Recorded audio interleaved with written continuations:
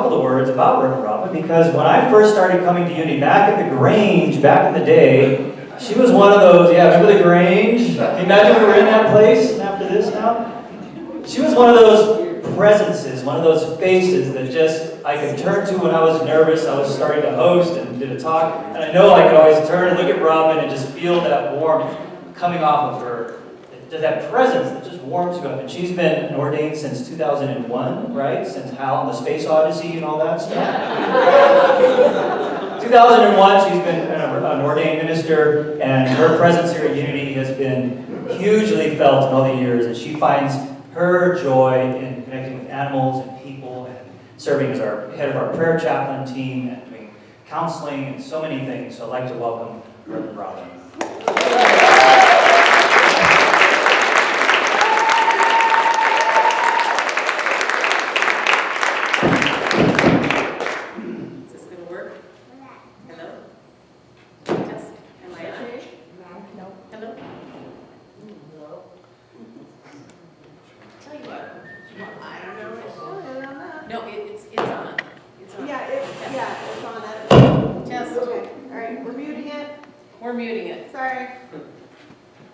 Mics work just fine with me. Good morning. Good morning. Thank you for that wonderful welcome. Thank you, Kevin.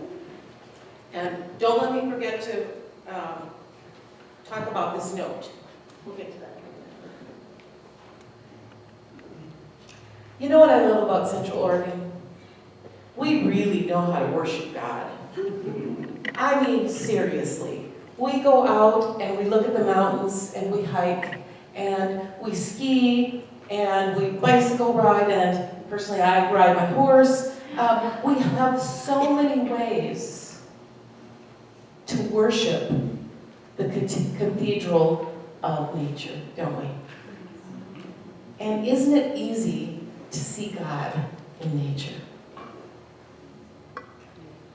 I can't tell you how many times when I lived in the valley and it was raining all the time, and I go out and I have to feed the horses. And so I put my hood over my head to keep the rain out of my face, and I'd be walking to the barn going, I really wish it was inside where it was warm. And then halfway there, I'd notice, oh wow, look at that little spider web with the droplets weighing down the little web, and how beautiful it was. And no matter what happened, I could never make it all the way out to the barn before I'm going, whew, thank God I have horses to get me out in nature. But what about other areas in life that maybe it's tougher to see God? How about in the face of someone who's yelling at you and angry? How about in the face of someone who's just said something to you that doesn't feel very good? How about watching the news and all the things that seem going wrong with our world and are depressing? Where is God there? Do you ever have trouble remembering that God is present in our world when you're inundated with all this bad news? I know I do. Actually, that's why I come and talk to you, because I remind myself of the truth when I tell you. In my ministerial thesis, I had two pictures. One was a picture of a woman sitting in a garden meditating. And the butterflies were out, and the colors were bright, and the look on her face was just so serene. And I asked the question, is this person experiencing God? And then in the second picture was a picture of military men at war, out in the snow, holding their guns, looking very intent, like they were waiting to be attacked at any moment. And I asked the question, where is God here? Well, did you have an answer for me? Which person was experiencing God more? The meditator? Take a chance. Who thinks the meditator was experiencing God? There we go. We have a few brave souls. Yeah. Don't you think the meditator was experiencing God? I do. What about the military men? Were they experiencing God? Yes. They absolutely were. Because we know that in order to experience God, all we need to do is be completely present in the moment. I love all these books that are coming out and talking about the power of now and being present in the now, because that's where God is no matter what. But we still, and I've noticed I do this anyway, and I'll tell on myself because I start with saying, okay, when someone tells me what to believe, go, yeah, that resonates, good. I'll adopt that. And then later on I test it. Because how do I know for sure? So I poke it, and I test it, and I poke God a lot. And I test God a lot to see how it'll turn out. And I've done some surprising things with God. I've told God where to go. I've told God, you're on my shelf. I don't want to talk to you right now. And I've told God all of my pains and my sorrows, and I have yelled to God, where the heck are you in my life right now? It feels like my life is a mess. There's nothing that can fix this. And I thought you were on my team. Where are you? And you know what I found out?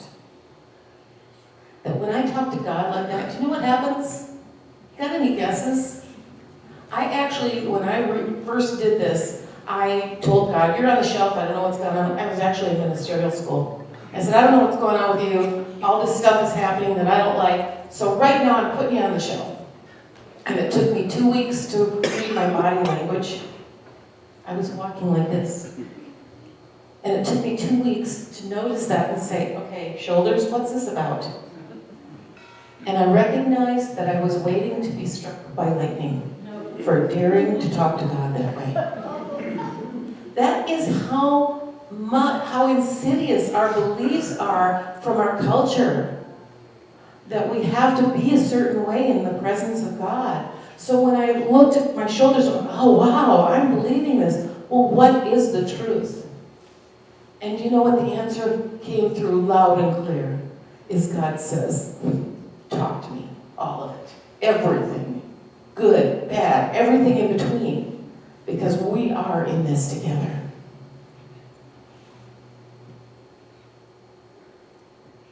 We look at good and bad, and we like to think, okay, God is good, everything is wonderful, but when we think of war and difficulty, we kind of like to separate that out and say, well, let's go back to God. Well, wait a minute, isn't God over here too? How do we experience God in those moments? How do we make sense of that? Heaven, hell, good, bad, evil. I love someone's description of evil. Have you heard it? If you spell E-V-I-L backwards, if you live backwards, you get evil. And when you live in the moment, you get life. And that is experiencing God. But now, how many times have you felt really separated from God? I know I have a lot. A lot. And how do you get back to that? It's not from doing anything special, being anything special. It is from remembering who you are. Now, when I screw up, I feel really bad about it. And so I take my little invisible whip. Do you have one? And depending on, I've even noticed, I decide how bad I was, depending on, and that decides how long I have to keep whipping and feeling bad. And it may last a long time. And our culture teaches us this, doesn't it? We have to feel bad when we mess up. And that's not of God. We're not being godly. We're not being loving. We're not being all of those things. And so I need to pay for it. Is that the best way to experience God? I don't think so. I don't think so. And yet I still do it. And only now the difference is I question. I go, oh, okay. Is this really going to pay penance? Because that's kind of what I think I'm doing. I'm paying penance. I am paying for my misstep, my sin, my whatever I did wrong. But what's the best way to experience God? Beating yourself up. How do you feel when you feel bad? And let's say you decide, okay, what I did requires 5 minutes of really feeling bad. So you step into your 5 minutes, you feel really bad, and at the end of it, how do you feel? Worse. Exactly. A lot worse. It doesn't fix it, does it? So we need to make the paradigm shift of how we treat ourselves.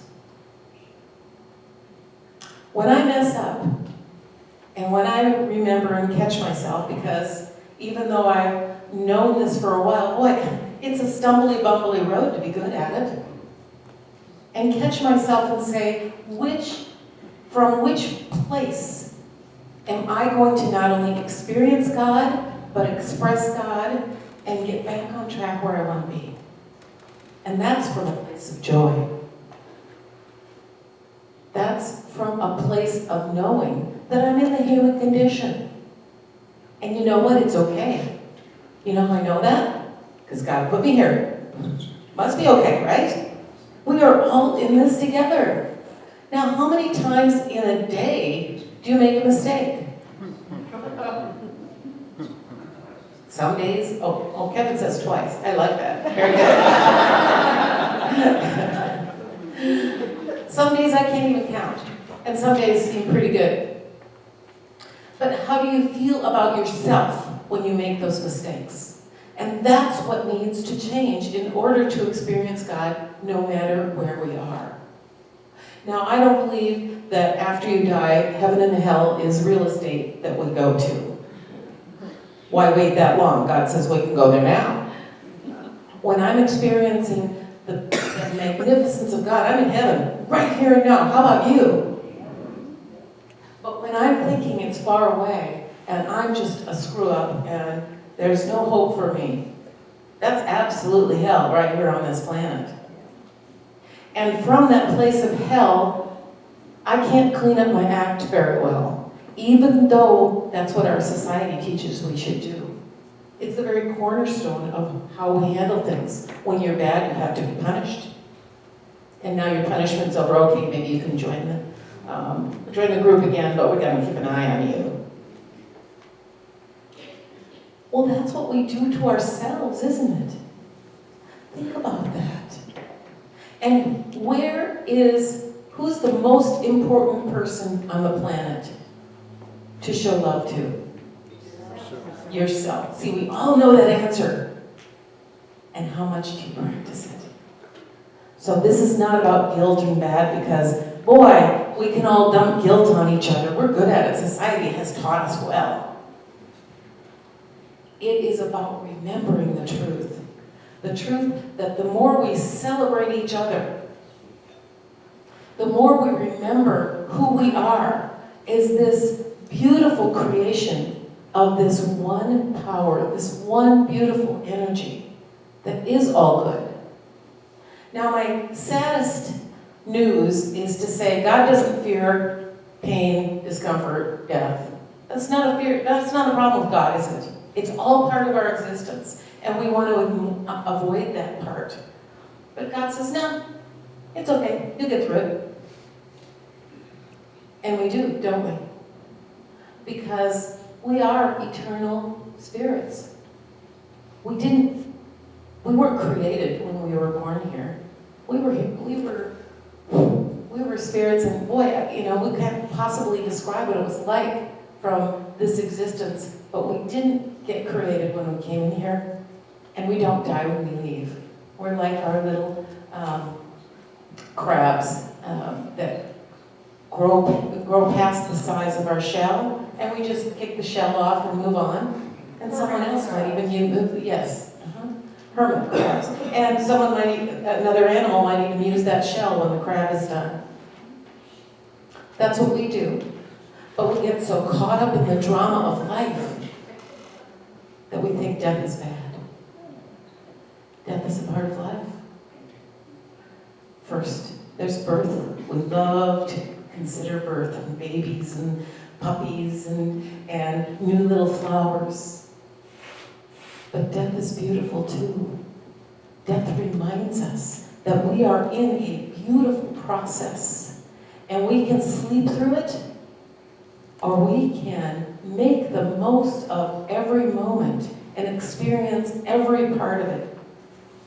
Life is, to me, kind of like a roller coaster ride.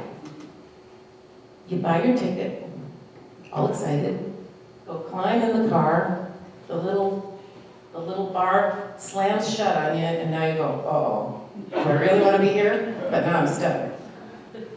And then as the ride starts and you're going way up the hill, I'm thinking, maybe I don't want to do this. This was a mistake. And then, of course, going through my mind is all the times I've heard of accidents in any sort of amusement park, right? Am I alone in this? And I'm thinking, no, I don't want to be here. And then as I crest the hill, then it starts to get exciting again. And then I have a wonderful time being scared out of my pants, all the way down. Well, I paid for that fear. Yet when it happens to us in life, we forget it. We buy into the drama and we think fear is bad. Fear is a part of us.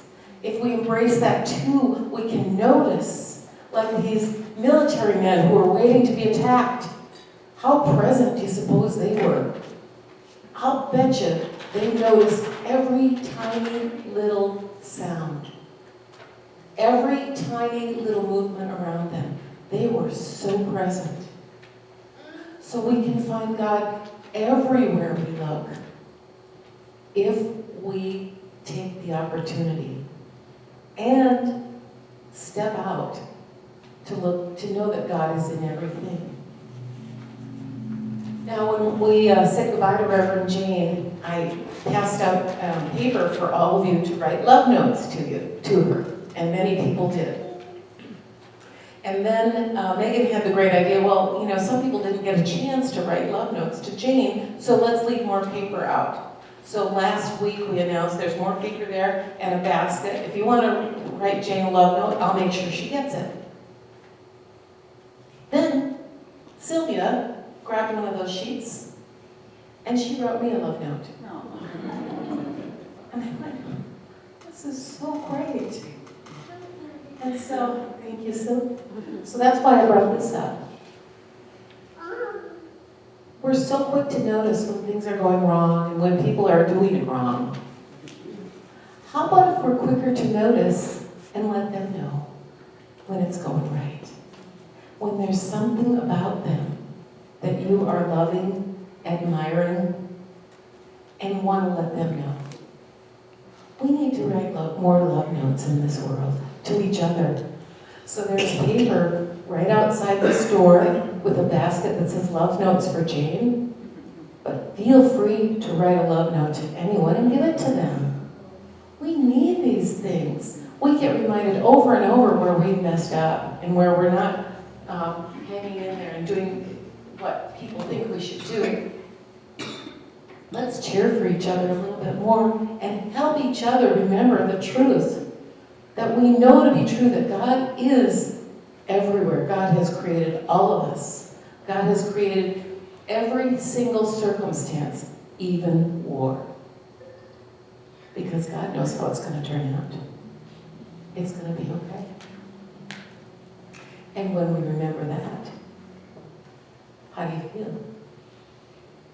If someone were to come up to you in your worst moment and say, I know you're going through hard things right now,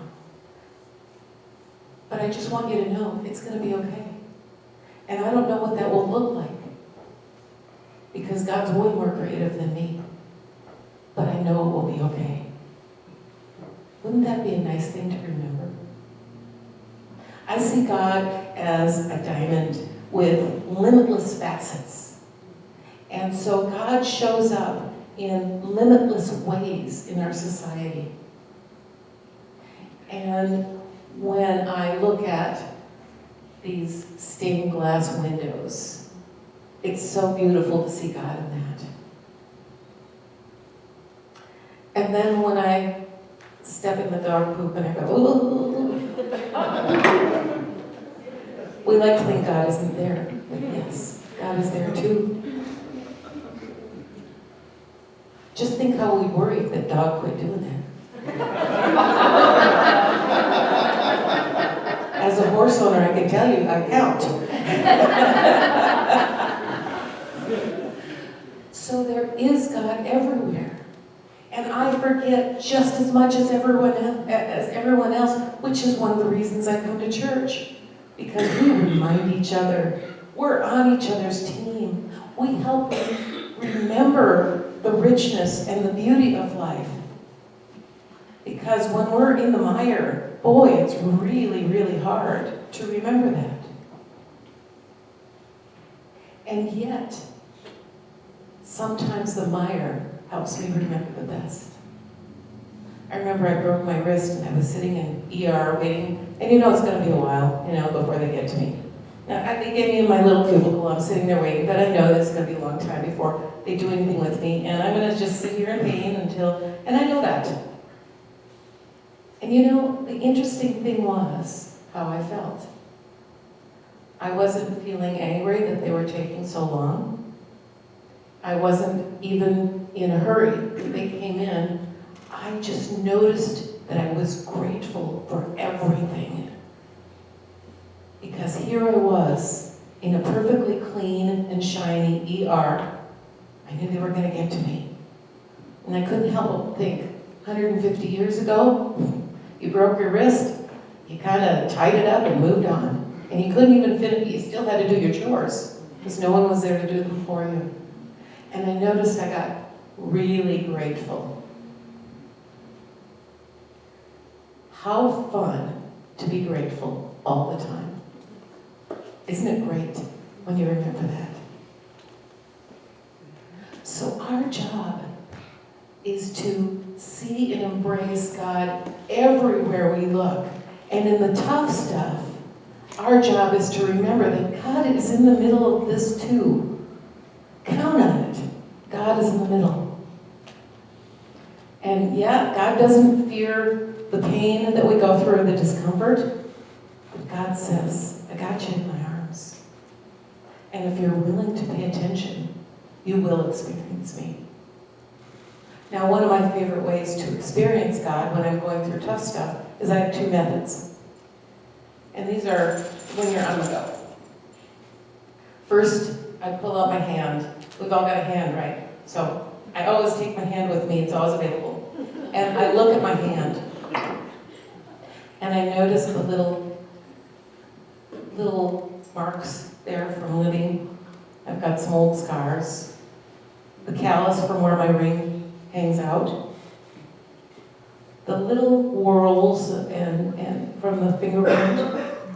And all of a sudden I remember that I have put myself back in the present moment.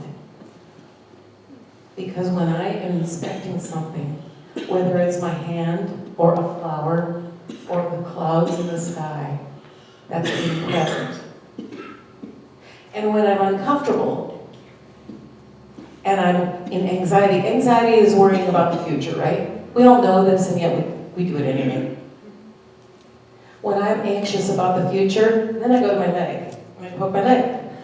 I say, okay, are you too cold where you can't afford to pay for the heat? No? Got that covered. Are you so hot that you're probably going to die soon? No? Got that covered. Are you fed well enough here? Yep, got that covered.